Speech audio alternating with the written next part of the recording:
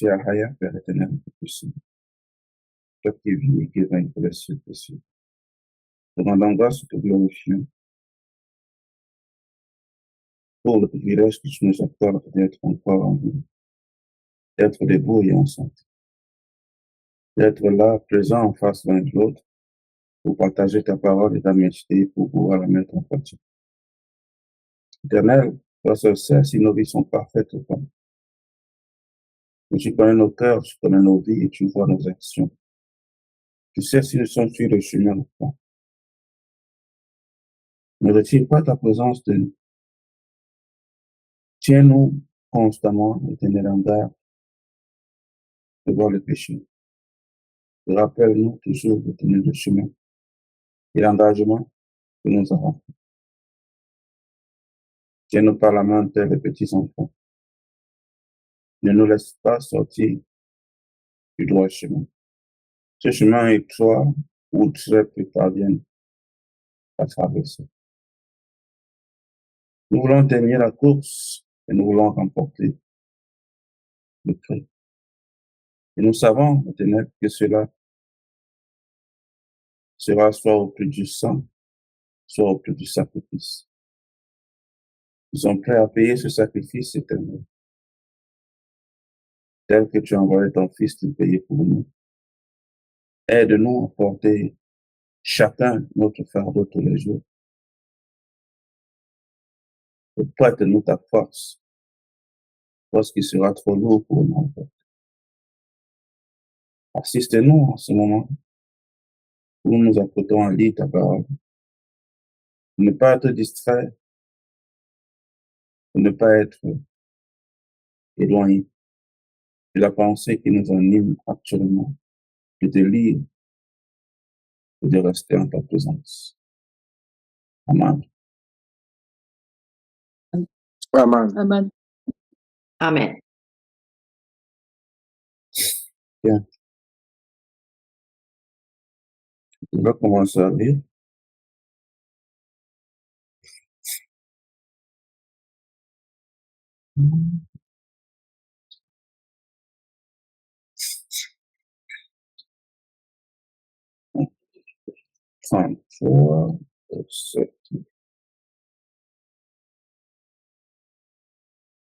Le livre de Nombres, chapitre 33, verset 1. Voici la station des enfants d'Israël de sortir du pays d'Égypte, selon leur corps d'armée, sous la conduite de Moïse et d'Aaron. Moïse écrivit leur marche de station en station. Après l'ordre de l'Éternel, voici les stations selon leur marche. Le partir de Ramsès, le premier mois, le 15e jour du mois. Le lendemain de la Pâque, les enfants d'Israël sortirent la main levée à la vue de tous les Égyptiens. Les Égyptiens enterraient ceux que l'Éternel avait frappés parmi eux. Pour les premiers-nés, l'Éternel exerçait aussi les jugements contre leurs dieux. Les enfants d'Israël partirent de Ramsès et campèrent à Sukkot. Partirent de Sukkot, campèrent à Étam, qui est à l'extrémité du désert. Et partirent d'Étam, se détournèrent vers Pi à Haïroth, vis-à-vis de Baal-Séphon, et campèrent devant Migdol. Partirent de devant Pi à Haïroth, et passèrent au milieu de la mer, dans la direction du désert, et firent 3 journées de marche dans le désert de Tam, et campèrent à Mara, et partirent de Mara et arrivèrent à Élim, et il y avait à Élim 12 sources d'eau de 70 parmi. Ce fut là qu'ils campèrent. Ils partirent d'Élim et campèrent près de la mer Rouge. Ils partirent de la mer Rouge et campèrent dans le désert de Sin. Ils partirent du désert de Sin et campèrent à Dofka. Ils partirent de Dofka et campèrent à Alouche. Ils partirent d'Alouche et campèrent à Rephidim, où le peuple ne trouva point d'eau à boire. Ils partirent de Rephidim et campèrent dans le désert de Sinaï. Ils partirent du désert de Sinaï et campèrent à Kiboth Hatava. Ils partirent de Kiboth Hatava et campèrent à Hatzeroth. Ils partirent de Hatzeroth et campèrent à Ritma. Ils partirent de Ritma et campèrent à Rimon Péretz. Ils partirent de Rimon Péretz et campèrent à Libna. Ils partirent de Libna et campèrent à Rissa. Ils partirent de Rissa et campèrent à Kehelata. Partirent de Kehelata et campèrent à la montagne de Shapher. Partirent de la montagne de Shapher et campèrent à Harada. Partirent de Harada et campèrent à Makelot. Partirent de Makelot et campèrent à Tahat. Partirent de Tahat et campèrent à Tarak. Partir de Tarak et campèrent à Mika. Partir de Mika et campèrent à Hashmona. Partir de Hashmona et campèrent à Moseroth. Ils partirent de Moseroth et campèrent à Bene-Jacan.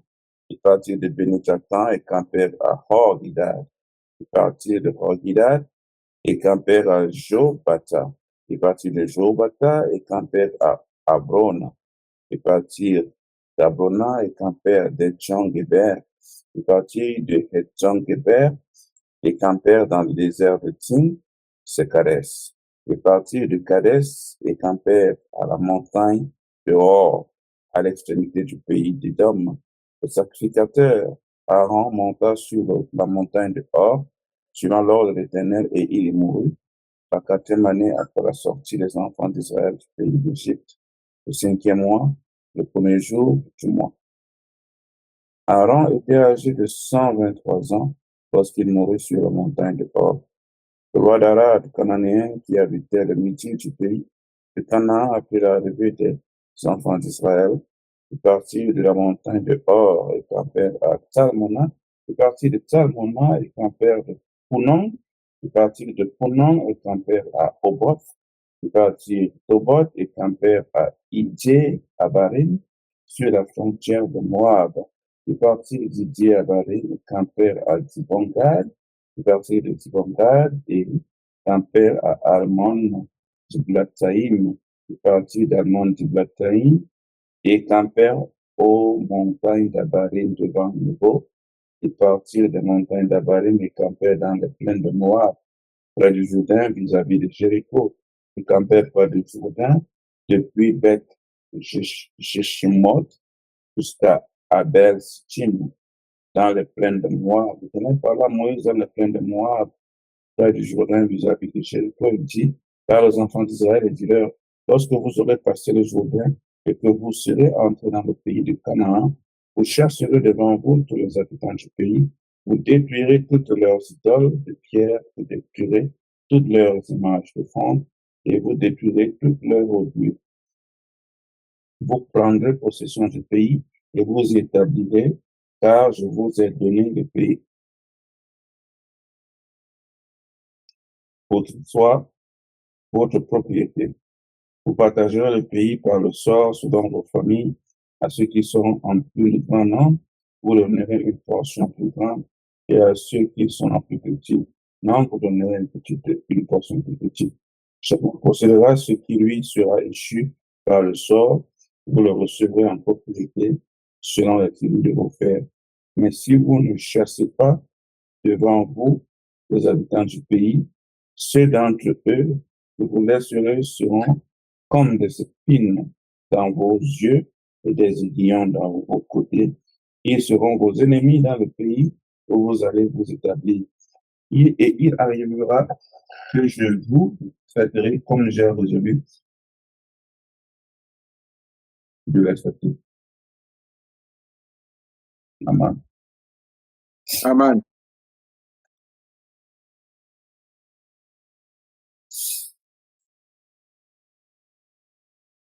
Est-ce qu'il y a des commentaires ou des questions ici? Moi, ça va.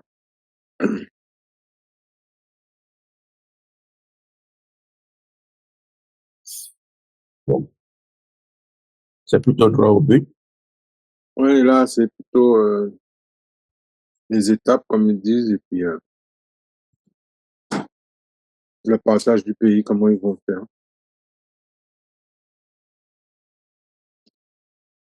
OK. Nous allons lire le chapitre. Excuse-moi, mon frère. Mhm. La dernière fois, on avait vu qu'ils étaient... il y a 3 tribus qui s'étaient à l'est du Jourdain. Les 3 tribus, ils vont rester là, et ça, c'est Canaan, c'est pour les 9 autres. Bon, c'est toujours Canaan, sauf que Canaan est divisé en deux. Un côté qui est avant le Jourdain et l'autre qui est après le Jourdain. Oui, Oui, eux, ils sont restés avant le Jourdain. oui. Mais ils devaient aller conquérir et puis retourner après. Oui. Hmm. Ouais. D'accord. Moi, c'est bon.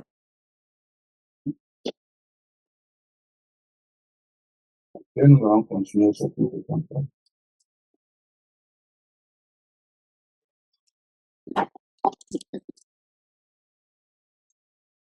Quelqu'un pour lire. Moi, je vais lire. Attends, mais il n'a pas.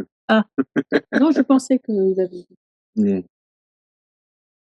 Non, vas-y, tu peux lire. Comment? Tu peux lire. Ok. Mhm. Verset 30, chapitre 34, Nombre. Alors, le Seigneur dit à Moïse, donne cet ordre aux Israélites, tu leur diras, quand vous serez entrés à Canaan, voici le pays qui doit vous échoir comme patrimoine, Canaan avec ses frontières. Le côté du sud commencera au désert de Tsin, près d'Édom. Votre frontière sud partira de l'extrémité de la mer du Sel vers l'est. Votre frontière tournera au sud de la montée d'Akrabim, passera par Tsir pour aboutir au sud de Kadesh Barnéa. Elle continuera par Hatsar Adar et passera par Hatzmon. Depuis Hatzmon, la frontière tournera jusqu'à l'ouest d'Égypte pour aboutir à la mer. Votre frontière ouest sera la Grande Mer, ce sera votre frontière à l'ouest. Voici quelle sera votre frontière nord. À partir de la Grande Mer, vous la tracerez jusqu'à Hor-la-Montagne. Depuis Hor-la-Montagne, vous la tracerez vers l'entrée de Hamath, pour que la frontière aboutisse à Tsedat. La frontière continuera par Zifron pour aboutir à Hatzar-Ehan. Ce sera votre frontière nord. Vous tracerez votre frontière est de Hatzar-Einan à Stéphane, à Shepham. La frontière descendra de Shepham vers Ribla, à l'est d'Aïn. La frontière descendra et touchera la rive de la mer de Kinneret, à l'est. La frontière descendra encore vers le Jourdain pour aboutir à la mer du Sel. Tel sera votre pays avec ses frontières tout autour. Moïse donna cet ordre aux Israélites. C'est là le pays que vous partagerez par le sort, celui que le Seigneur a ordonné de donner aux 9 tribus et demie.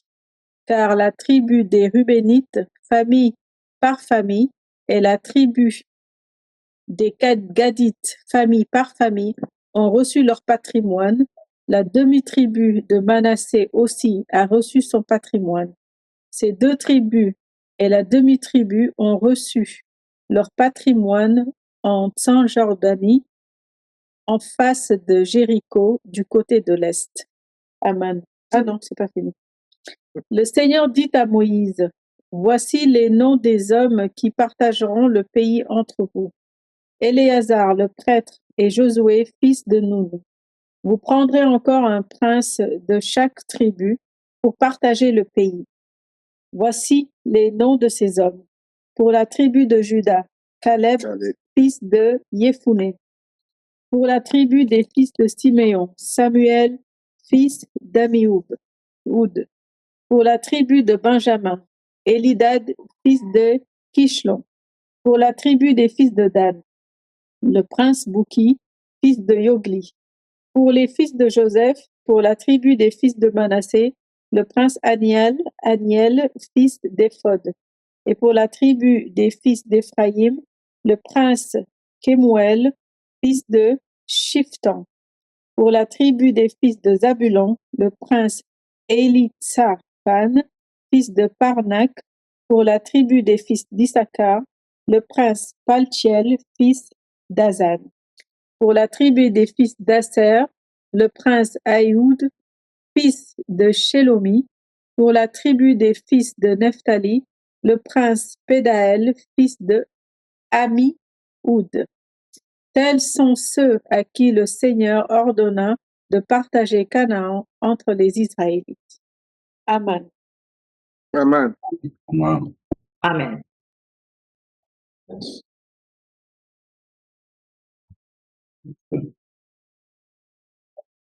Donc, pour résumer, le pays était partagé au sort, dépendamment de la taille de chaque tribu. Donc, si tu étais nombreux, tu obtenais une grosse part. Si tu étais petit, tu obtenais une grosse part. Une part qui correspond à ta taille. Et chaque tribu devait conquérir la part qui lui était due. Donc, lorsqu'ils sont arrivés, ils ont partagé le pays au sort. Chacun connaissait sa partie. Maintenant, lorsque tu connais ta partie, tu pars conquérir ta partie toi-même. Il pouvait arriver que certaines tribus demandaient de l'aide à d'autres, ainsi de suite, mais chaque tribu était responsable de conquérir son territoire.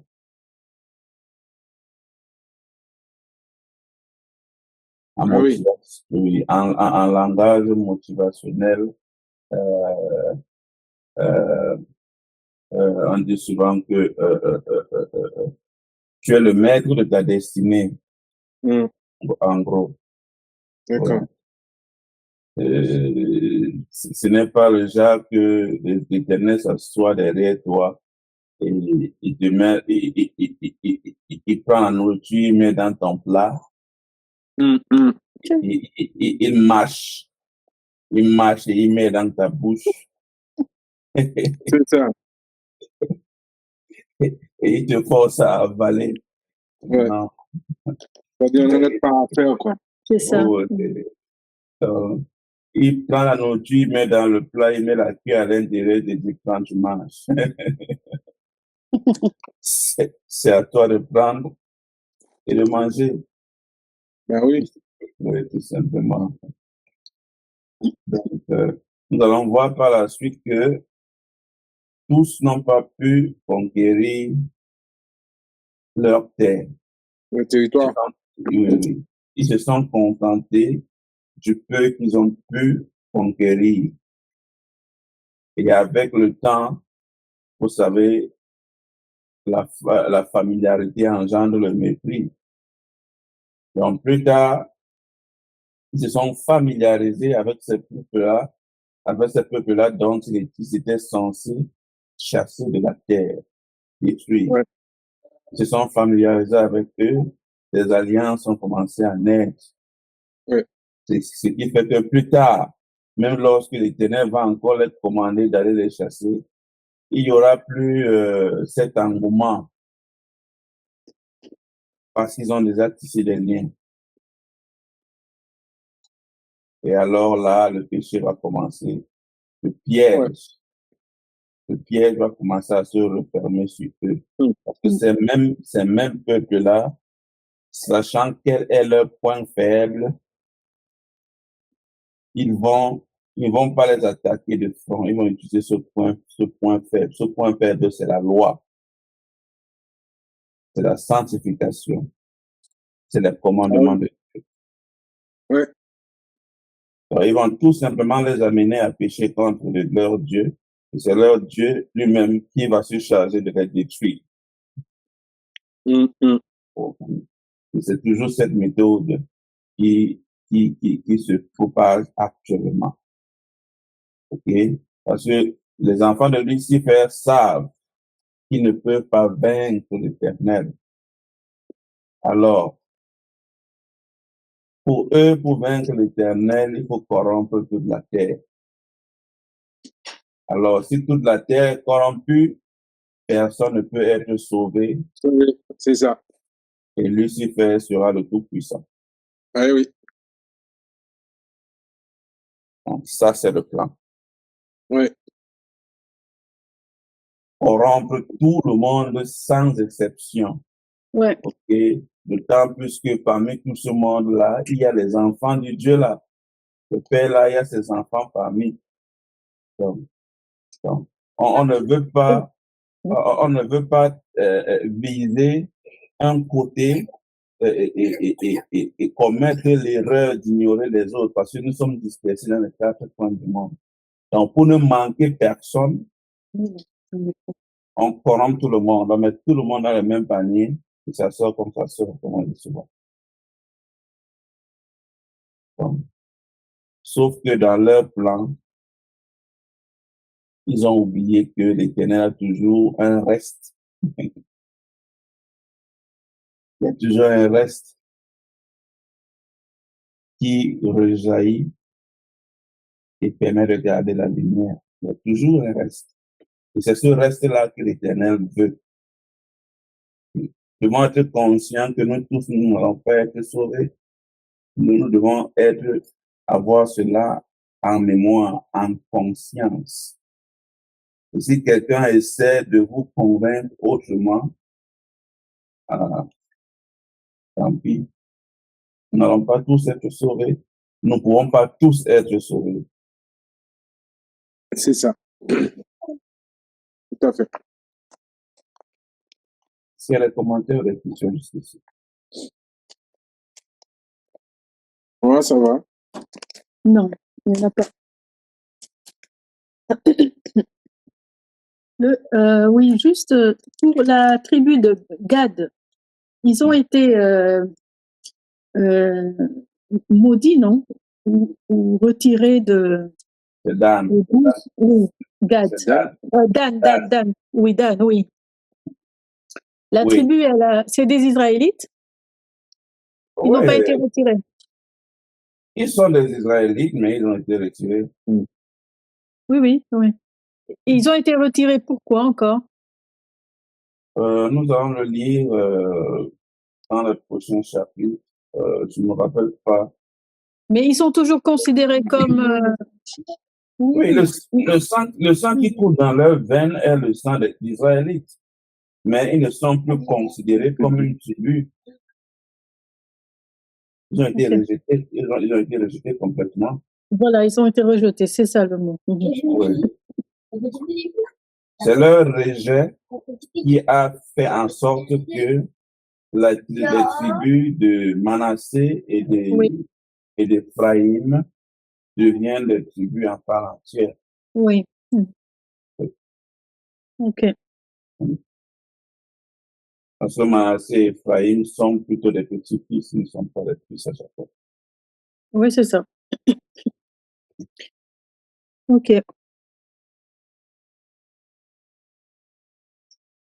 Il n'y a plus autre chose.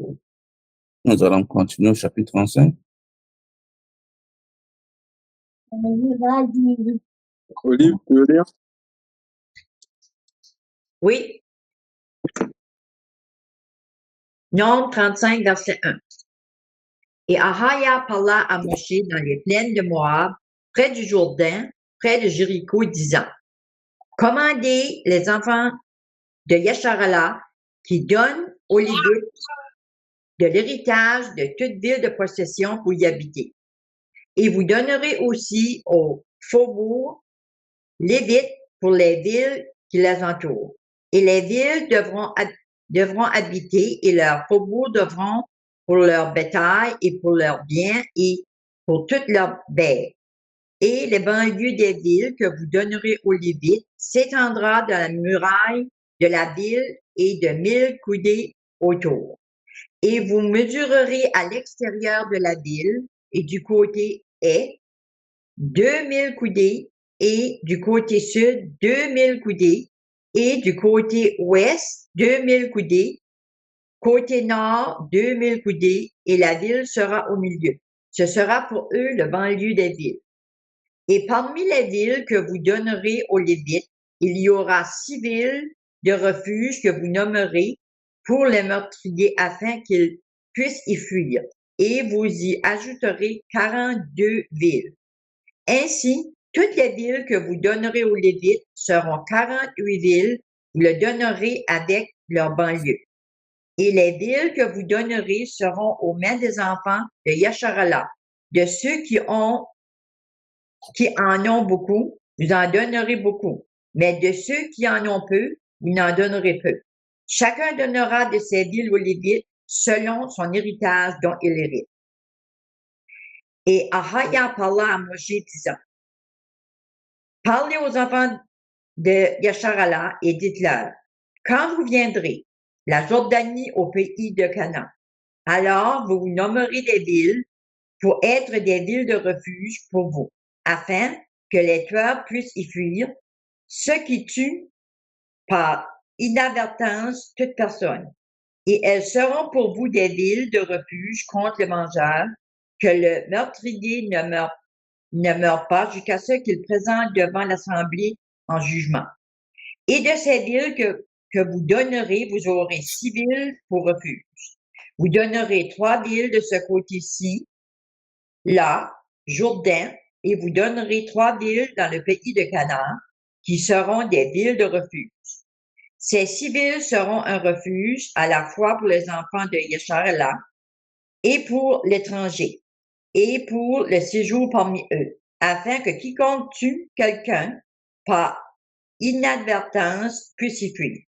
Et s'il le frappe avec un instrument de fer pour qu'il meure, c'est un meurtrier. Le meurtrier sera sûrement mis à mort. Et s'il l'a frappé en lançant une pierre avec laquelle il peut mourir et il meurt, c'est un meurtrier. Le meurtrier sera sûrement mis à mort.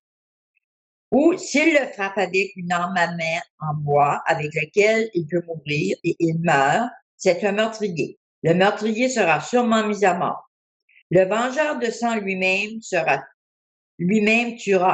le meurtrier. Quand il le rencontrera, il le tuera. Mais s'il le poussait de haine ou s'il le lançait une entente, il mourrait. Quand l'intimité le frappa de sa main, qu'il meurt. Celui qui l'a frappé sera sûrement mis à mort, car il est un meurtrier. Le vengeur du sang tuera le meurtrier quand il le rencontre. Mais s'il l'a poussé soudainement dans l'hostilité, ou s'il a jeté sur lui quelque chose sans attendre, ou avec n'importe quelle pierre avec laquelle un homme peut mourir, ne le voyant pas, et le jeter sur lui qu'il meurt, il n'était pas son ennemi, ni chercher son mal.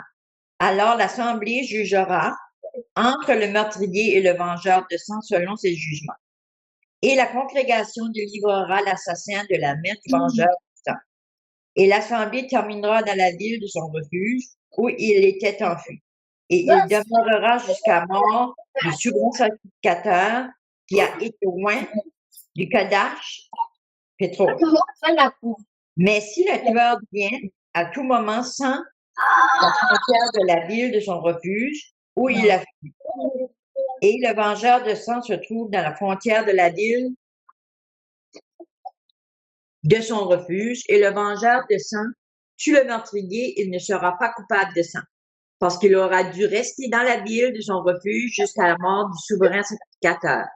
Mais après la mort du souverain sacrificateur, le meurtrier retournera dans le pays de sa possession.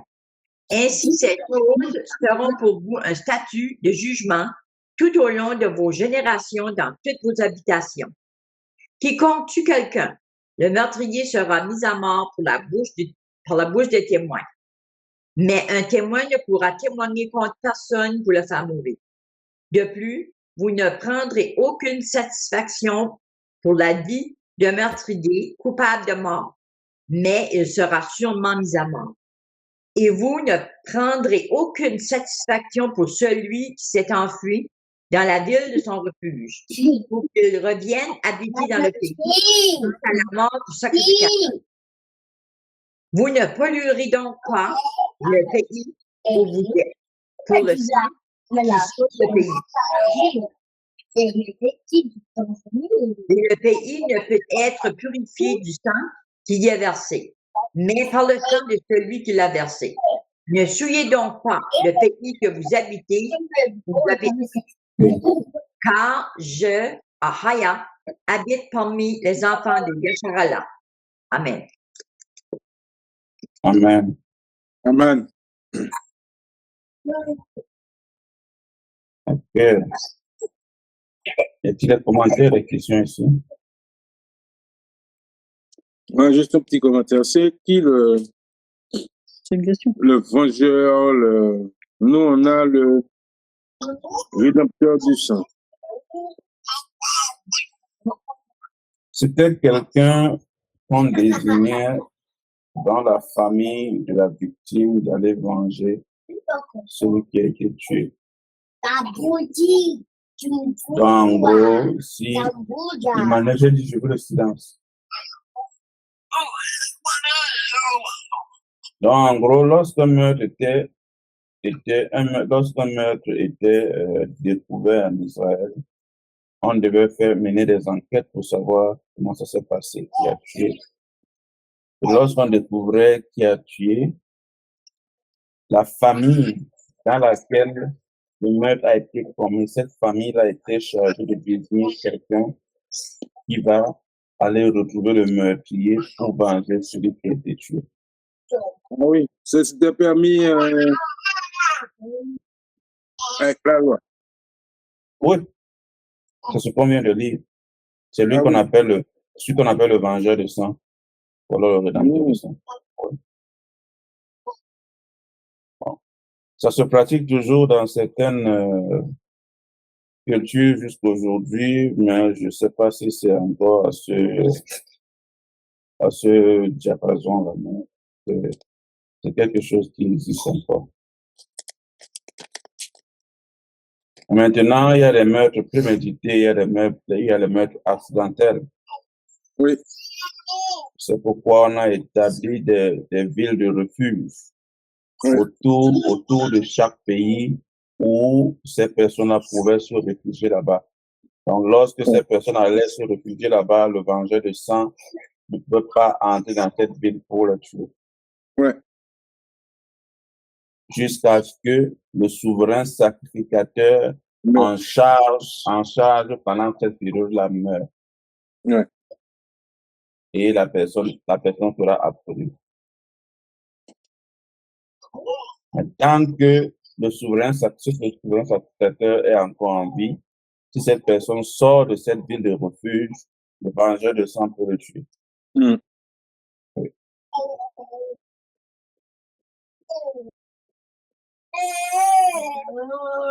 Qu'est-ce que vous en pensez de cette loi?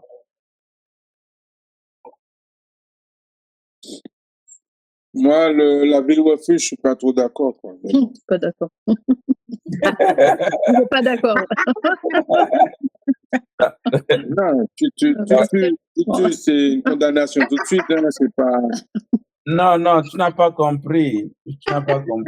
Attends. Je ne sais pas si on donné un exemple ici. Ah, pour moi, c'est ça. Ils Attends. se réfugient dans les villes refuges. Oui. Vous deux. Laissez-le, allez dehors. Parce que vous allez me déranger. Il n'a pas déjà réveillé. Non. Oui. Allez. Laissez-le.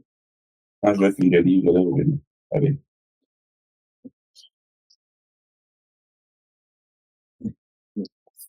Fermez la porte. Ouais, okay. Donc, tu vas voir, par exemple, au verset 22.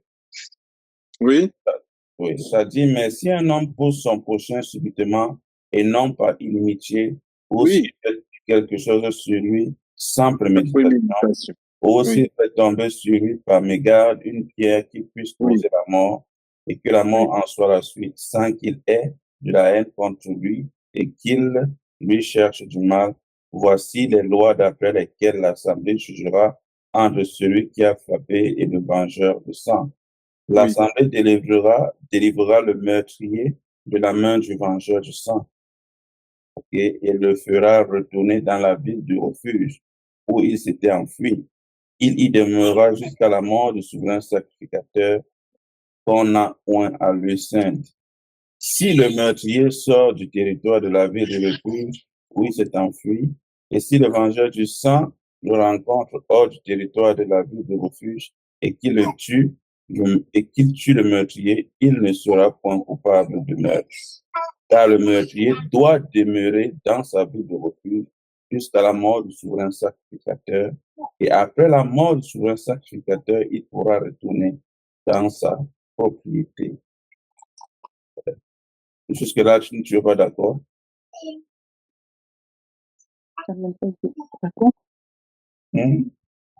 Oui, non, mais là, c'est, je pense ceux qui ont tué, par exemple, juste avant, là, ceux qui ont tué quelqu'un, Oui, les autres, là, la sentence est immédiate. Il y a pas, on ne remédie pas là-dessus. Ok. d'accord, mais, ouais, parce que j'ai cru qu'ils allaient dans les villes refuges, parce que, C'est uniquement, au verset 15, au Oui. verset 15, Oui. il dit que les civils serviront de refuge aux Israélites, aux immigrés, aux résidents temporaires qui sont au milieu de vous. Là pourra s'enfuir tout homme qui aura tué quelqu'un. Ah oui, par erreur. C'est vrai. Ouais. Oui, il a fait par erreur. C'est pas meurtrier, en fait. Mhm. Tout à fait, c'est ça. Oui, c'est compris. Dans Il y a une les différence. villes, oui, les villes de refuge Il y a une étaient, différence. oui, étaient conçues pour protéger ceux-là. Ok. Donc, on a mis des protections pour que tout soit contrôlé. Oui. Bon, selon moi, c'est une bonne loi, selon moi. Mm. De toute façon, est-ce qu'on a le choix? Comme on dit souvent. Ce sont toutes des bonnes lois, frère, mais on a de la misère avec ça. Oui, on n'a pas le choix de toute façon. Oui. Donc, mais je pense que elle est meilleure que ce qui est pratiqué maintenant. Ah Parce oui, que, oui. il y a des gens qui font tellement de choses. Oui. Tu te poses la question de savoir mais qui est le juge qui a jugé ce problème. C'est ça. On la met dans une prison dorée, mais alors dorée, où ils peuvent tout faire à l'exception de sortir. Oui. Sous d'autres cieux, ils sortent même, hein, comme dans mon pays, par exemple. Ok, c'est pas officiel, mais ils sortent. Tout à fait. Ils sortent, ils font ce qu'ils ont à faire, ils reviennent. Eh ben, Ok. Ouais. Bah, on a dernièrement un exemple typique, là. En France, là, il y a eu, ils ont braqué des surveillants pénitentiaires Mhm. qui ne sont pas armés, alors que le gars, là, c'était un ancien, voilà, sa cellule était mise sur écoute, il avait sa chicha, ils ont occupé 9 téléphones portables dans sa cellule. Wow. Ben, ils ont braqué le fourgon qui revenait je crois, de l'hôpital, de l'hosto, je sais plus. Et ils ont tué deux surveillants pénitentiaires pour prendre le gars, Pour le libérer. pour le libérer. On ne sait pas s'ils l'ont capturé ou s'ils l'ont libéré. Mais ils ont tué 2 surveillants pénitentiaires alors que sa cellule était sur écoute. Le gars, il avait même sa chicha en cellule. Il organisait tous ces trucs. Il organisait des trafics, il organisait des enlèvements, il organisait plein de trucs dans sa cellule. Dans sa cellule. Oui. Alors, comment, voilà, la justice là, voilà. C'était juste une petite parenthèse. Oui, je te comprends. Donc, Donc, voilà. les villes de refuge étaient des villes de refuge, ok? Lorsque tu tuais quelqu'un par mégarde, ce n'est pas que c'est toi qui décidais d'y aller. On jugeait le cas et lorsqu'on trouvait que, ok, ici, tu n'as pas fait ceci volontairement, alors on chargeait les gens pour te transporter dans les villes de refuge. C'est ça. Si c'est pas un assassinat, si c'est un accident. Oui. Ouais. On te laissait là-bas pour que tu sois protégé là-bas. Et Tout à fait. le vengeur de sang, lui aussi, il avait ses limites. Il savait Oui. qu'il ne peut pas pénétrer dans cette ville pour venger sa personne qui a été tuée. Mhm. Voilà. Oui, Mais Moi, si je le pense que meurtrier sortait de la ville, oui. oui. Mais si tu sortais, si le meurtrier sortait de la ville, Le alors là, volontaire, oui, il n'est plus protégé. ouais. ouais. Oui, il n'est plus protégé. Mais cette loi, frère, c'était une bonne loi, par exemple. Oui, je pense que c'est une bonne loi Oui. parce que chacun respectait. Oui. Oui, si le vengeur de sang allait dans la ville de refuge, d'ailleurs, il ne pouvait pas le faire parce que Mhm. il devenait meurtrier à cet instant-là. Il devait être puni. Oui. On dit même qu'il y a un témoin ne suffit pas à faire condamner une personne à mort. Exactement. Mm. Il fallait 2 ou 3 témoins Oui. pour le faire. Et pas de rançon. Non. Non, Elle non, est belle, il n'y a elle est pas belle, de, la justice de Dieu. oui, il n'y a pas de Il n'y a rançon, pas de corruption. il n'y a pas de caution, il n'y a pas Il n'y a de, pas de corruption. oui, il n'y a pas de corruption. Il n'y a pas comme, on va payer ta caution, tu vas C'est être ça. libéré en attendant ton jugement et tout. Ouais. Il n'y a pas, non.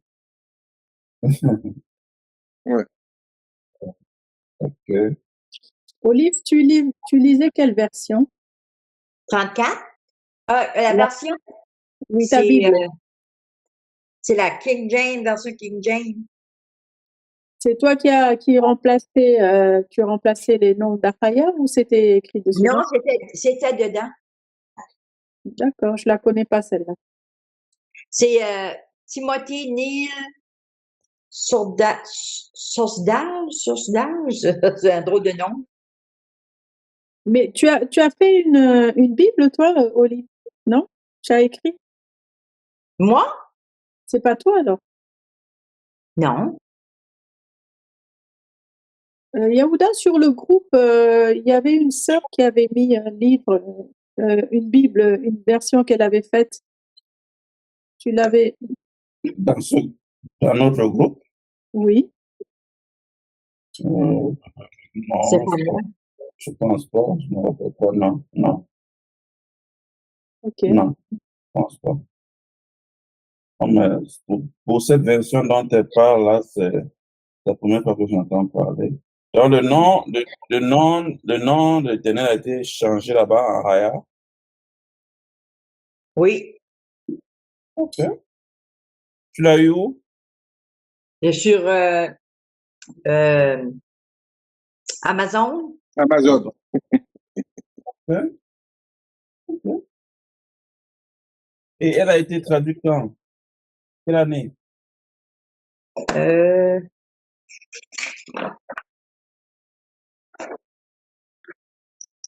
je vais être obligée de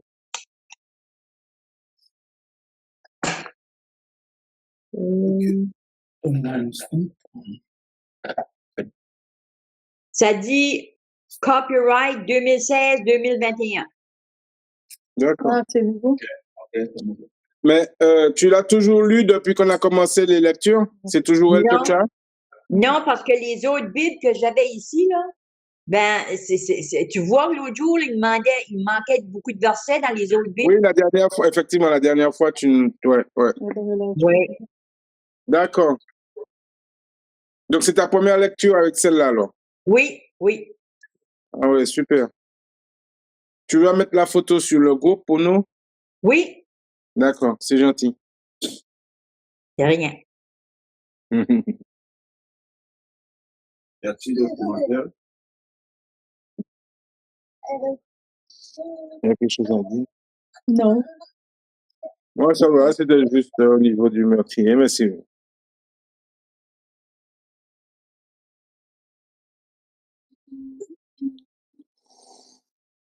Tu penses que je suis mieux?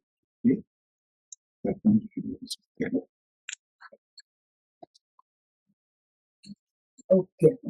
Nous allons passer au prochain chapitre.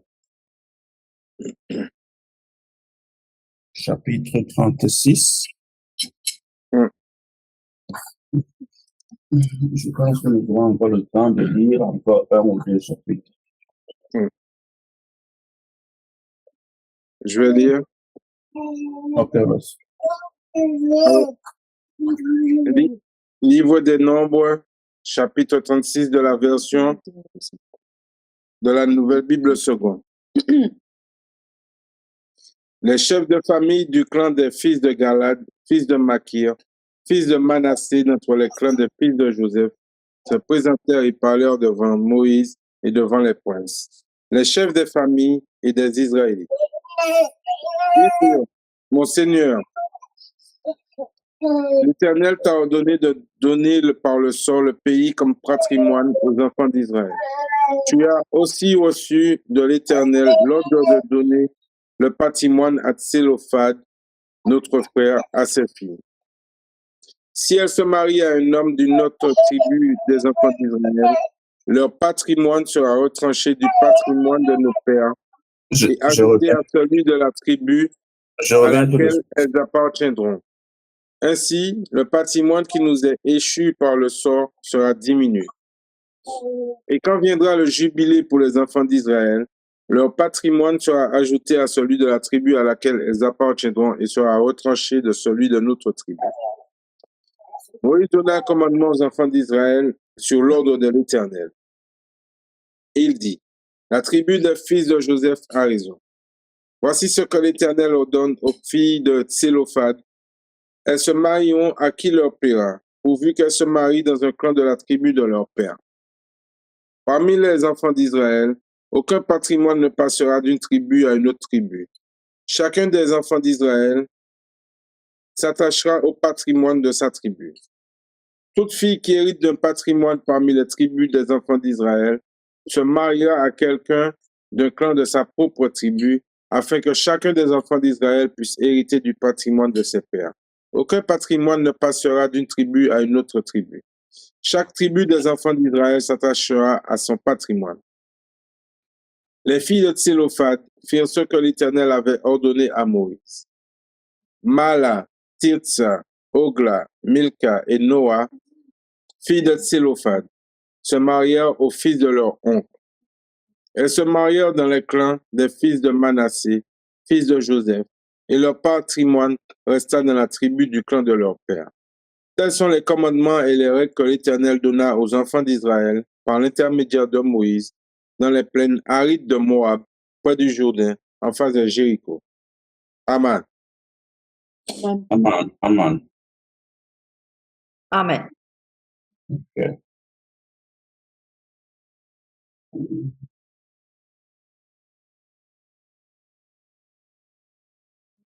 Y a-t-il des questions, des commentaires ici?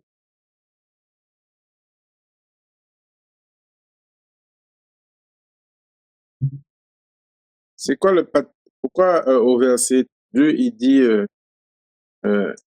tu as aussi reçu de l'Éternel l'ordre de donner le patrimoine de Tsélophad, notre frère, à ses filles.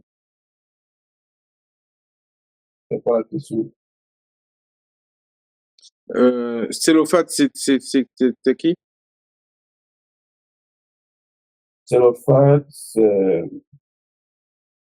bon, c'était une personne qui vivait dans la communauté dont nous sommes en train de parler. Non, c'est un nom de personne. Oui. Oui. Non, Mais c'est pas une personne. Oui.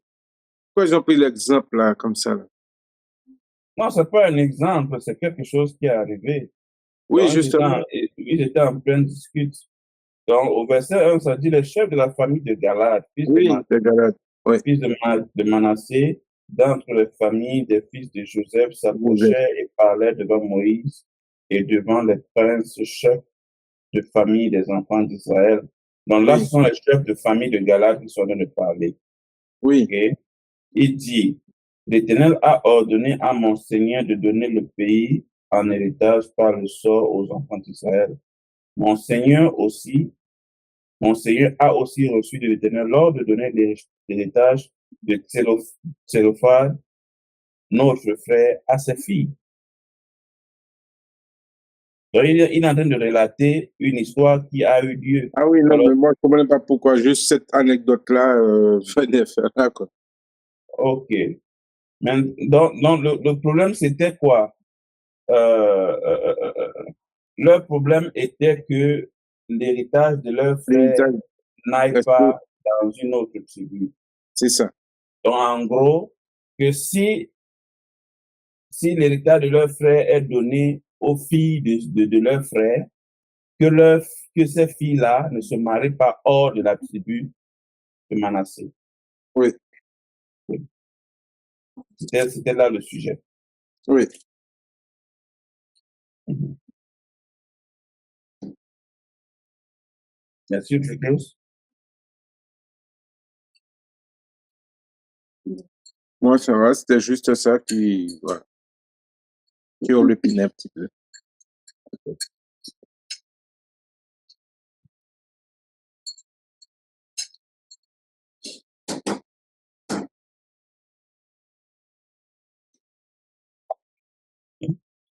Mais bon, s'il n'y a plus rien à chose, si c'est OK ici, bon, on va Moi, applaudir c'est pour bon. nous. On va applaudir pour nous. Bravo. C'est un nouveau livre bouclé, quoi. Ouais. Une nouvelle étape franchie. On a terminé le livre des noms. On va terminer la Torah, là. On va la terminer. C'est le dernier livre de la Torah. Ouais. Tawa. Tawara. Tawa. Tawara. OK, on entame un autre livre qui est aussi l'un des piliers de la Torah. Oui, Deutéronome, ah oui. Mhm. Deutéronome, ouais. Donc, le Deutéronome est une sorte de résumé Mhm. de tout ce que nous avons lu. Mhm. Ah oui, Oui, d'accord. c'est une sorte de résumé de tout ce qu'on a lu depuis la Genèse jusqu'au Nombre. D'accord. Oui. Et avec quelques détails de plus. Et tout le monde a lu jusqu'ici. Je vais lire. Je pense qu'après ça, nous n'aurons plus assez de temps. Hein. Nous avons encore 30 minutes. Hein. On a encore un bon temps. Donc, je vais lire. Le livre de Deutéronome, chapitre 1. Voici les paroles que Moïse adressa à tout Israël de l'autre côté du Jourdain, dans le désert, dans la plaine, vis-à-vis de Souf, et entre parents, Tophel, Laban, Asséroth et Di Zahar. Il y a 11 journées depuis Horeb, par le chemin de la montagne de Séir jusqu'à Kades Barnea, dans la 40e année, au 11e mois, le premier jour du mois, Moïse parla aux enfants d'Israël selon tout ce que l'Éternel lui avait ordonné de leur dire. C'était après qu'il eut battu Sion, roi des Amoriens, qui habitait à Hesbon, et Og, roi de Basan, qui habitait à Ashtaroth et à Édréi. De l'autre côté du Jourdain, dans le pays de Moab, Moïse commença à expliquer cette loi et dit: L'Éternel notre Dieu nous a parlé à Horeb en disant: Vous avez assez demeuré dans cette montagne. Tournez-vous et partez, allez à la montagne des Amoriens et dans tout le voisinage, dans la plaine, sur la montagne, dans la vallée, dans le Midi, sur la côte de la mer, au pays des Cananéens et au Liban, jusqu'au grand fleuve, au fleuve d'Euphrate. Voyez, j'ai mis le pays devant vous. Allez et prenez possession du pays que l'Éternel a juré à vos pères, Abraham, Isaac et Jacob, de donner à eux et à leur postérité après eux. Dans ce temps-là, je vous dis, je ne puis pas à moi seul vous porter. L'Éternel votre Dieu vous a multiplié et vous êtes aujourd'hui aussi nombreux que les étoiles du ciel. Que l'Éternel, le Dieu de vos pères, vous augmente 1000 fois autant et qu'il vous bénisse comme il vous l'a promis. Comment porterai-je à moi seul votre charge, votre fardeau et vos contestations. Prenez dans vos tribus des hommes sages, intelligents et connus, et je les mettrai à votre tête. Vous me répondîtes en disant, ce que tu proposes de faire est une bonne chose. Je pris alors les chefs de vos tribus, des hommes sages et connus, et je les mis à votre tête, comme chef de 1000, chef de 100, chef de 50 et chef de 10, et comme ayant autorité dans vos tribus. Je donnais dans le même temps cet ordre à vos juges. Écoutez vos frères et jugez selon la justice les différends de chacun avec son frère ou avec l'étranger. Vous n'aurez point égard à l'apparence des personnes dans vos jugements. Vous écouterez le petit comme le grand. Vous ne craindrez aucun homme, car c'est Dieu qui rend la justice. Et lorsque vous trouverez une cause trop difficile, vous la porterez devant moi pour que je l'entende. C'est ainsi que je vous prescrivis dans ce temps-là tout ce que vous aviez à faire. Nous partîmes d'Horeb et nous parcourûmes en entier ce grand et affreux désert que vous avez vu. Nous prîmes le chemin de la montagne des Amoréens, comme l'Éternel notre Dieu nous l'avait ordonné, et nous arrivâmes à Kadès Barnéa. Je vous dis, vous êtes arrivés à la montagne des Amoréens, que l'Éternel notre Dieu nous donne. Vois, l'Éternel ton Dieu met le pays devant toi. Monte, prends en possession, comme te l'a dit l'Éternel. Le Dieu de tes pères ne craint point et ne t'effraie point. Vous vous approchâtes tous de moi et vous dites, envoyons des hommes devant nous pour explorer le pays et pour nous faire un rapport sur le chemin par lequel nous y monterons et sur les villes où nous arriverons. Cet avis me paraît bon, et je pris 12 hommes parmi vous, un homme par tribu. Ils partirent, traversèrent la montagne et arrivèrent jusqu'à la vallée d'Escol. Ils explorèrent. Ils prirent dans leurs mains les fruits du pays et nous les présentèrent. Ils nous firent un rapport et dirent, c'est un bon pays que l'Éternel notre Dieu nous donne. Mais vous ne voulûtes point y monter, et vous fûtes rebelles à l'ordre de l'Éternel votre Dieu.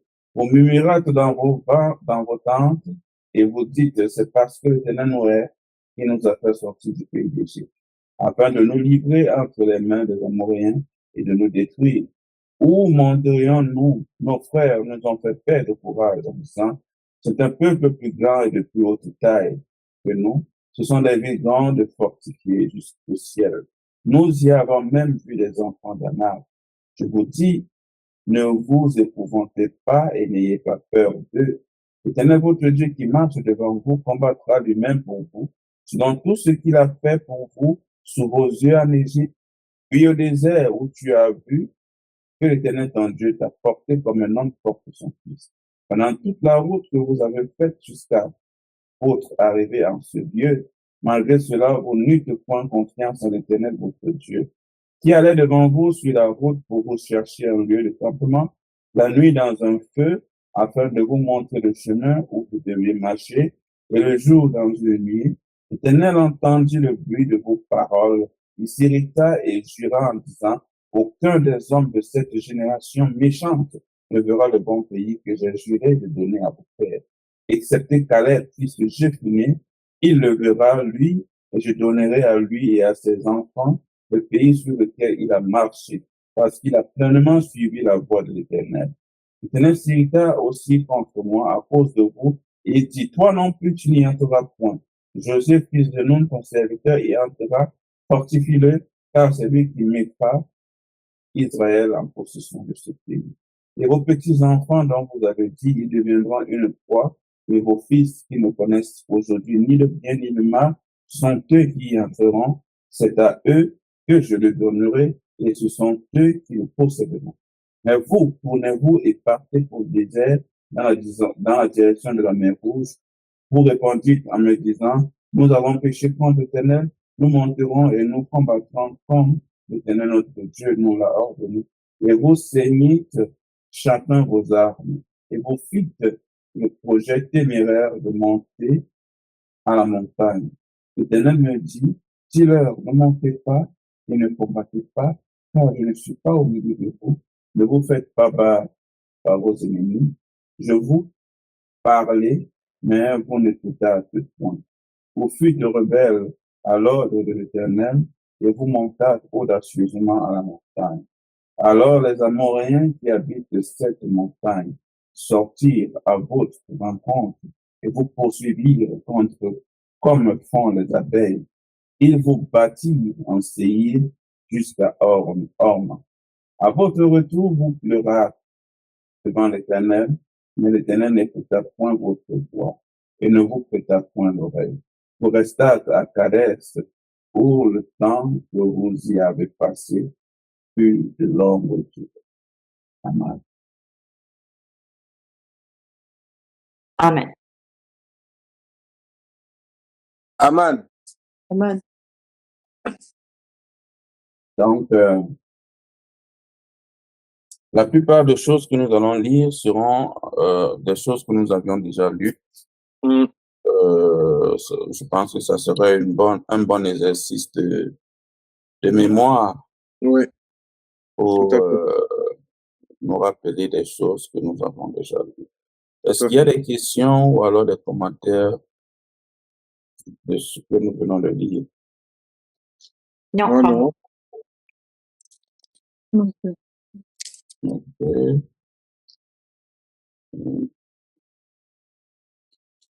Bien, bien, bien, bien, bien.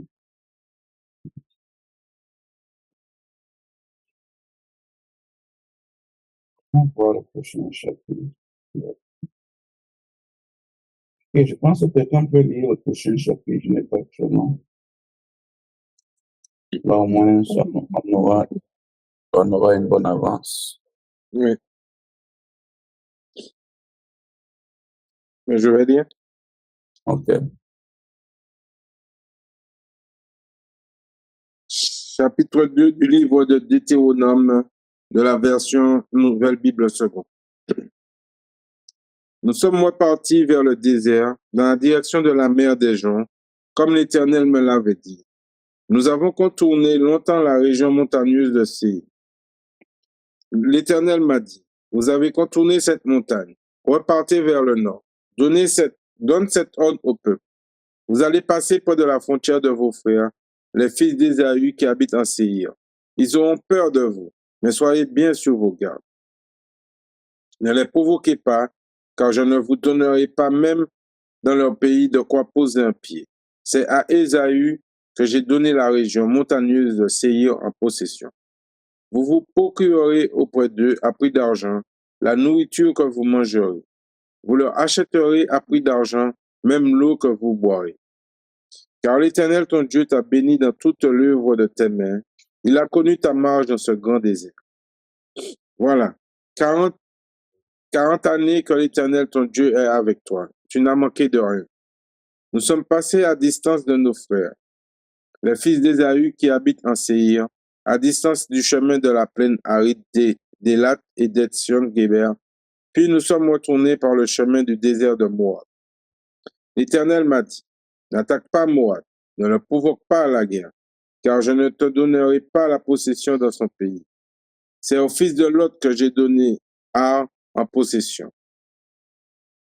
C'étaient les Hémites qui habitaient là auparavant, un peuple grand, nombreux et de haute taille comme les Anakites. Ils étaient considérés eux aussi comme des Réphaïtes, de même que les Anakites. Les Moabites les appelaient Hémites. Séhir était autrefois habité par les Horites. Les fils d'Ésaü les dépossédèrent, les détruisirent et s'installèrent à leur place, comme Israël l'a fait dans le pays qu'il possède, celui que l'Éternel lui a donné. Maintenant, passé l'ouest Zéret, nous avons passé le Zéret. Nous avons marché depuis Kadesh Barnéa jusqu'au passage du Zéret pendant 38 ans, jusqu'à ce que toute la génération des hommes de guerre ait disparu du camp, comme l'Éternel le leur avait juré. La main de l'Éternel a aussi été sur eux pour les éliminer du camp, jusqu'à ce qu'ils aient tout à fait disparu. Lorsque tous les hommes de guerre eurent disparu du peuple par la mort, l'Éternel m'a dit, Tu passeras aujourd'hui la frontière de Moab à Ar, et tu te présenteras devant les Ammonites. Ne les attaque pas et ne les provoque pas, car je ne te donnerai pas en possession au pays des Ammonites. C'est au fils de Lot que je l'ai donné en possession. Cette région aussi était considérée comme un pays de Réphaïtes. C'était des Réphaïtes qui habitaient là auparavant. Les Ammonites les appelaient Zanzumites. C'était un peuple grand, nombreux et de haute taille, comme les Anakites. L'Éternel les détruisit devant eux. Ils les dépossédèrent et s'installèrent à leur place. C'est aussi ce qu'il avait fait pour les fils d'Ésaü, qui habitent en Séir, quand il avait détruit les Horites devant eux. Ils les dépossédèrent et s'installèrent à leur place jusqu'à ce jour. Quant aux Havites, qui habitaient dans les villages jusqu'à Gaza, ce sont les Caphtorites sortis de Caphtor qui les détruisirent et s'installèrent à leur place. Partez et passez l'oued Arnon. Regarde, je t'ai livré Sion, roi de Heshbon, l'Amorite, et son pays. Dès maintenant, prends-en possession, provoque-le à la guerre. Je vais donner dès ce jour la frayeur, la crainte de toi, aux peuples qui sont sous tout le ciel. En entendant parler de toi, ils trembleront et seront saisis d'angoisse devant toi. J'ai envoyé du désert de Kédémoth des messagers à Sion, roi de Heshbon, avec des paroles de paix. Je lui ai fait dire, je voudrais passer par ton pays. Je ne ferai que suivre la route sans m'écarter ni à droite ni à gauche. Tu me fourniras à prix d'argent la nourriture que je mangerai, et tu me donneras à prix d'argent l'eau que je boirai. Je veux seulement passer sans m'arrêter. C'est ce que m'ont accordé les fils d'Ésaü qui habitent en Séir et les Moabites qui habitent à Ar. Accorde-le-moi aussi jusqu'à ce que j'ai passé le Jourdain pour entrer dans le pays que l'Éternel notre Dieu nous donne. Mais Sion, roi de Heshbon, n'a pas voulu nous laisser passer chez lui, car l'Éternel ton Dieu a fait en sorte qu'il s'obstine et qu'il s'entête afin de te le livrer. Voilà pourquoi il en est ainsi en ce jour. L'Éternel m'a dit, regarde, je livre dès maintenant devant toi Sion et son pays. Dès maintenant, prends possession de son pays.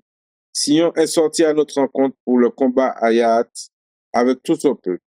L'Éternel notre Dieu nous l'a livré et nous l'avons battu, lui, ses fils et tout son peuple. En ce temps-là, nous avons pris toutes ces villes et nous les avons frappées d'anathème, les hommes, les femmes et les familles entières. Nous n'avons laissé aucun survivant. Nous n'avons pillé que les bêtes et les biens des villes que nous avons prises. Depuis Aroer, qui est sur la rive de l'oued Arnon, et la ville qui est dans l'oued, jusqu'au Galade. Il n'y a pas eu de ville trop forte pour nous. L'Éternel, notre Dieu, nous a tout livré. Mais tu ne t'es pas approché du pays des Ammonites, de tous les bords de l'oued Yabok, ni des villes de la montagne. De tout ce que l'Éternel, notre Dieu, t'avait interdit. Amen. Amen. Amen. Bien, nous allons nous arrêter là pour aujourd'hui. Je pense que nous avons fait un bon parcours. Ce que nous venons de lire, je pense, c'est plutôt trop vite. Est-ce qu'il y a quelque chose à ajouter? Non. Oui, j'ai. Vous voulez ajouter quelque chose? Non. Non. Ok. On voit que tout cela, c'était des peuples grands, Anakites, Émites, Ouais, Zounumis, ouais. Zanzumites. Oui. Tout ce que tu entends, Émim, Zamzumim, Anakim, ça, ce sont des Néphilim. Ah oui, d'accord, c'était leur région, là. Ok. Oui. Bonjour. Ça va, comme ça. Ah, allez m'attendre, je suis pas fini. J'ai pas fini. Allez m'attendre. Sortez d'abord.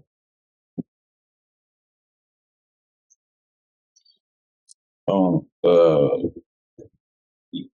donc, ils grandissaient déjà en nombre et leur iniquité avait déjà Merci, d'accord. atteint, ça avait déjà atteint le bord.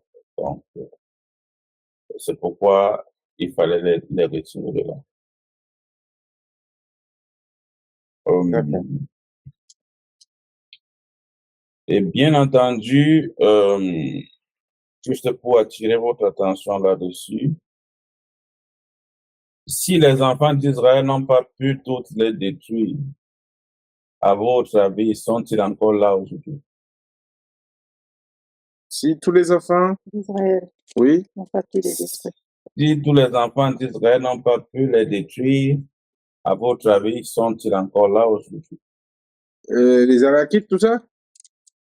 Oui, Ah c'est encore oui, là. oui. Je pense que tous les basketteurs, ils font plus de 2 mètres.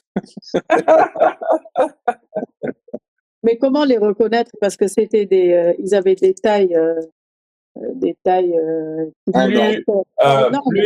Plus nécessairement aujourd'hui, ok. Il y en a même qui ont des tailles normales, qui ont l'apparence d'un être humain normal. Ok. Parce que depuis le temps d'Enoch jusqu'au temps des Israélites, leur taille diminuait progressivement. Ok. Donc même Goliath dont on parle là, il n'était pas si grand que ça. Il pouvait avoir la taille euh, d'un basketteur average. Ok, il n'était pas géant. Mais ils avaient des points distincts. Donc on pouvait les reconnaître par la structure de leur visage, par exemple. Ah oui. Oui. Donc, la plupart, ils n'avaient pas l'aspect. Donc, il y avait une certaine difformité.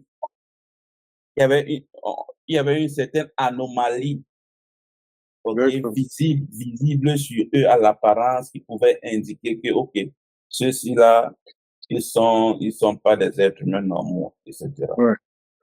Oui. Ça me fait Donc, penser à des jumeaux. Il y a des jumeaux là, qui sont décédés maintenant.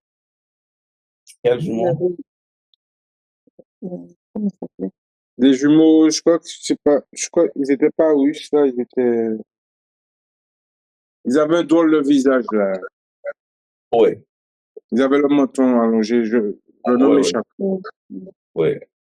Il y a des régions du monde aujourd'hui, il y a des êtres humains de 2 mètres plus, 3 mètres plus, avec euh, le bras d'un seul peut prendre ton bras peut-être 2 fois. Oui. Oui, avec les 6 doigts, 10 doigts, ainsi de suite. Ça existe. Ce n'est pas aussi popularisé, mais ça existe. OK. D'autres pourraient les appeler des personnes grandes de taille et tout, mais n'ayons pas peur de les appeler tels que c'est. OK? Parce que si nous prenons la Bible et ce que ça dit, certainement que ces choses sont réelles et elles sont toujours présentes.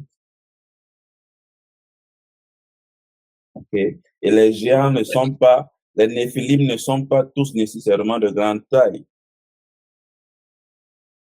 Il y en a beaucoup qui ont infiltré la plupart des grandes organisations mondiales aujourd'hui. Ouais. Et tu peux voir son visage, tu peux voir que ça, ce n'est pas le visage d'un être humain normal. Ah oui. Donc, le regard, le regard, tu peux voir, comment, tu peux voir de la cruauté sur leur regard. Donc, même lorsqu'ils sourient, ce n'est pas un sourire, ce n'est pas un sourire souriant. D'accord. Tu en as déjà discerné? Tu en as déjà discerné? Oh oui, ah, beaucoup, Ok. beaucoup. Mm. Si vous pouvez faire des recherches là-dessus, euh, cherchez des vidéos d'anciens papes. Okay. ou même du pape actuel. Vous essayez de regarder vous-même. Okay? Je veux rien dire pour ne pas tout dire. Okay? Regardez aussi les photos, alors des vidéos de ce qu'on appelle les Rockefeller, les Rothschild, etc. Le- Rockefeller. Il y en a beaucoup. Il y en a beaucoup. OK? Oui, il y en a beaucoup. Il y en a beaucoup. Je vais m'en tenir là. Je n'ai pas de preuves génétiques ou alors de preuves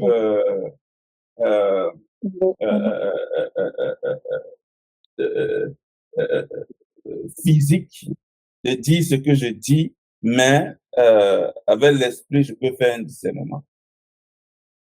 Ah oui. Maintenant, on peut débattre sur ça si vous voulez. C'est mon discernement en moi.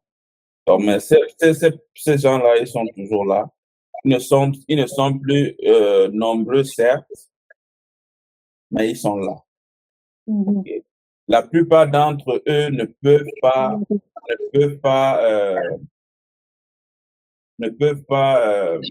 se multiplier, donc ils ne peuvent pas avoir des enfants normaux.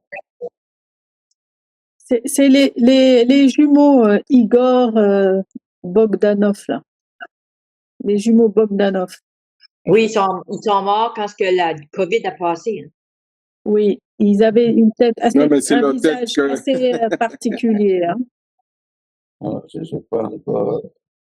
Ils avaient... Laisse-moi faire une recherche là-dessus. Ben, moi, je pensais que Attends. c'était des personnes qui avaient fait faire ça comme ça. Regardez là, je mets... vous le voyez? Jumeaux quoi? Regarde, Bogdanov. Bogdanov. Ok, Bogdanov. B-O-G-D-A-N-O.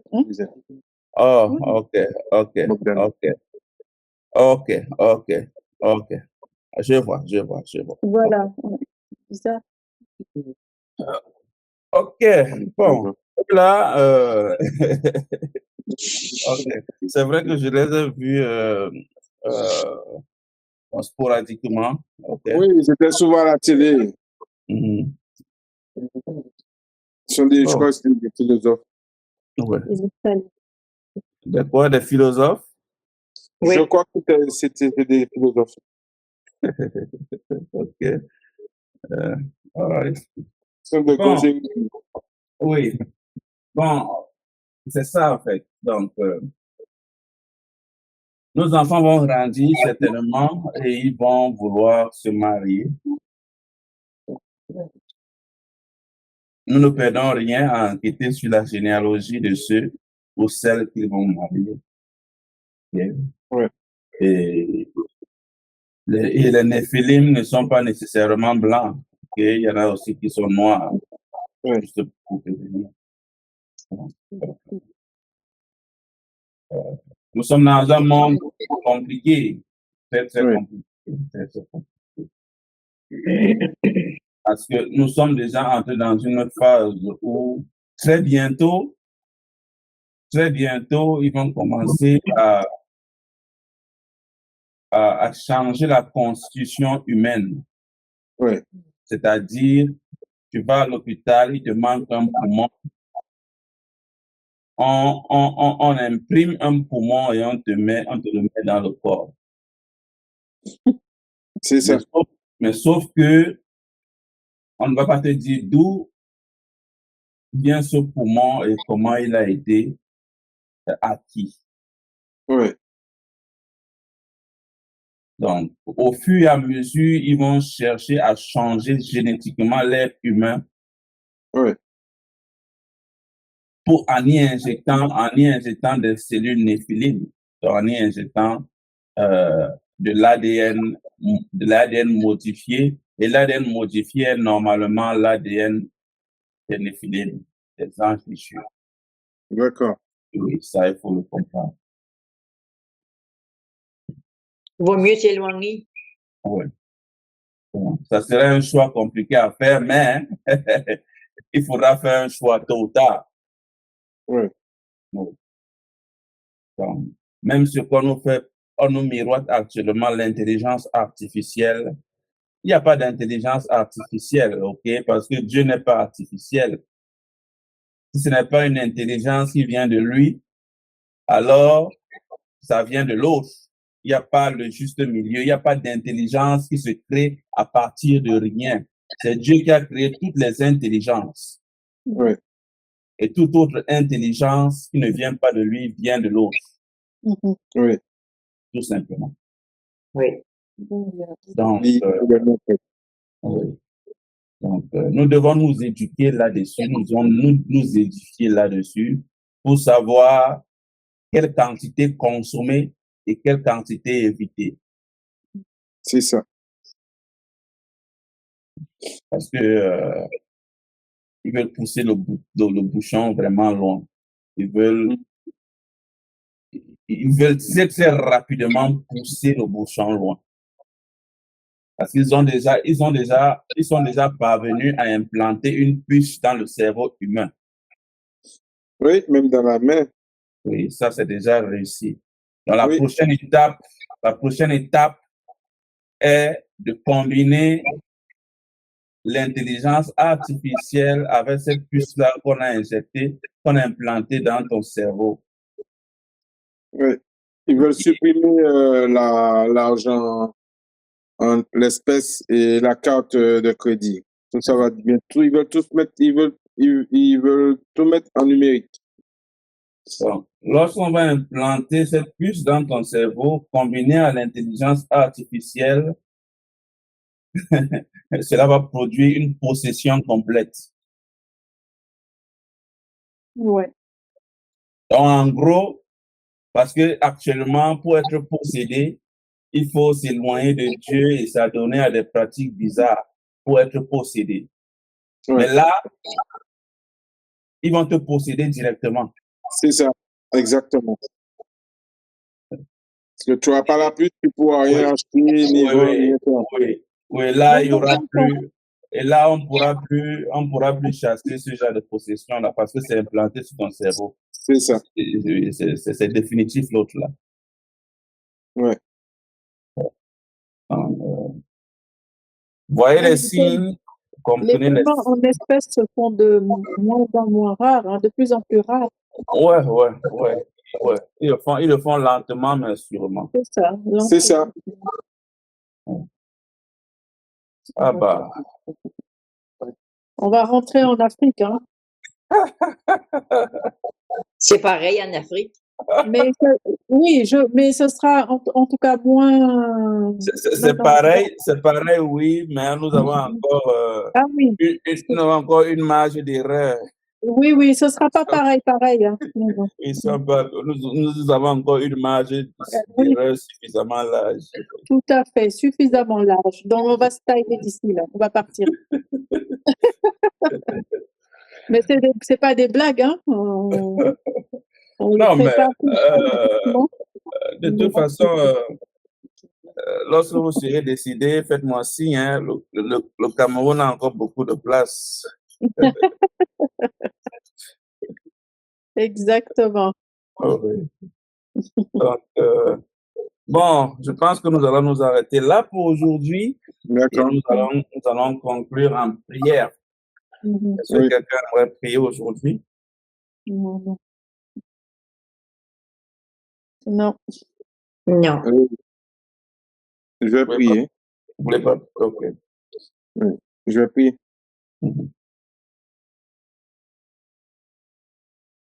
Père éternel, nous sommes réunis afin de partager ta parole. Nous te remercions, Seigneur, pour ce moment que nous avons eu. Que ce moment nous fortifie. Nous te rendons toute la gloire, la louange et l'honneur, Seigneur, de nous permettre de partager ces moments, Seigneur. Ce n'est pas évident pour tout le monde, mais nous faisons l'effort d'être présents pour tout le monde. Nous remettons entre tes mains, Père éternel, notre semaine, notre santé, nos familles, tous ceux qui sont dans nos cœurs, nous sommes dans leur cœur, Père. Que toute la gloire et la louange te reviennent. C'est dans le nom de ton Fils, Yahshua Mashiach. que je t'ai prié. Amen. Amen. Amen. Amen, amen, amen. Shabbat shalom à toutes et à tous. Shabbat shalom. Shabbat shalom. Shabbat shalom. Bonne semaine. Bonne semaine. Bonne semaine. Bonne semaine. Amen. Bye bye. Bye.